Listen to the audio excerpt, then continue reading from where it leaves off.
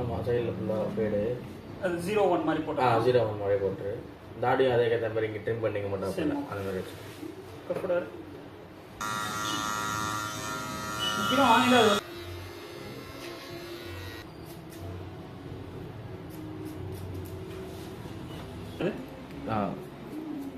நீ உன்னோட முடி சக்தி நீ யூஸ் பண்ணாதான் கொஞ்சம் பெட்டர்.